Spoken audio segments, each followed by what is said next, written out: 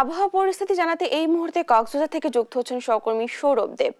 সৌরভ, গতকাল তো পানিতে তলিয়ে ছিল কক্সবাজার, আজ পরিস্থিতি কেমন দেখছেন? হ্যাঁ টানা, আমি এখন আছি কক্সবাজার শহরে। আপনি নিশ্চয়ই জানেন যে গত বৃহস্পতিবার থেকে বৃহস্পতিবার বিকেল ৩টা থেকে শুক্রবার বিকেল ৩টা পর্যন্ত কক্সবাজারে ইতিহাসের রেকর্ড পরিমাণ বৃষ্টিপাত হয়েছে এবং যেটি হচ্ছে আপনার ৫০১ মিলিমিটার বৃষ্টিপাত, যেটি একদম ইতিহাসের রেকর্ড পরিমাণ বলা হচ্ছে। এবং এই ভারী বৃষ্টিপাতে কক্সবাজারের বিভিন্ন নিম্নাঞ্চল প্লাবিত হয়েছে। বিশেষ করে কক্সবাজারের যে ৯টি উপজেলা, সেই ৯টি উপজেলারই যে সমস্ত নিম্নাঞ্চলগুলো রয়েছে সেখানে প্রায় লক্ষাধিক মানুষ পানিবন্দী ছিল। এবং আজ সকাল থেকে পানি কিছুটা কমতে শুরু করেছে। এর অন্যতম কারণ হচ্ছে বৃষ্টিপাতও কমেছে।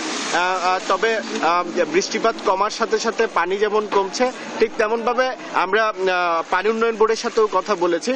কক্সবাজারের জেলার সংশ্লিষ্ট যেই পানি নদীগুলো রয়েছে, সেই নদীগুলোর পানি কোনো বিপদসীমার উপর দিয়ে অতিবাহিত হচ্ছে কিনা। তবে কোন নদীর পানি এখন পর্যন্ত বিপদসীমার উপর দিয়ে অতিবাহিত হবার খবর তারা আমাদেরকে দিতে পারেনি।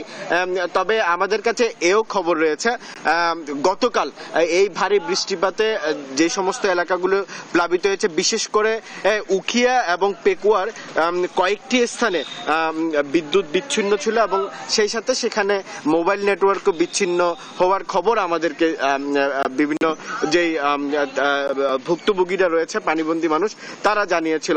এবং এর মধ্যে কক্সবাজার শহরে যে পানিবন্দী ছিল মানুষজন এবং পানি বৃষ্টিপাত কমার সাথে সাথে পানিও আসলে কমে গেছে। এবং সেই সাথে কক্সবাজারে এখন পর্যন্ত ২৫,০০০ পর্যটক অবস্থান করার কথা আমাদেরকে হোটেল মোটেল সহ বিভিন্ন যে ব্যবসায়ী সংগঠনগুলো রয়েছে তাদের নেতৃবৃন্দরা জানিয়েছেন। এবং গতকাল যেহেতু বৃষ্টি ছিল, সেই সমস্ত পর্যটকরা আসলে হোটেল, আবাসিক হোটেলে ভেতরেই সময় কাটিয়েছেন।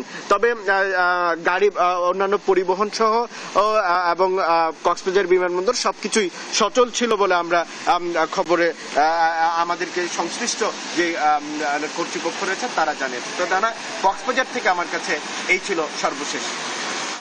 সৌরভ, ধন্যবাদ আপনাকে। কক্সবাজার থেকে আবহাওয়া পরিস্থিতির খবর জানাচ্ছেন আমাদের সহকর্মী।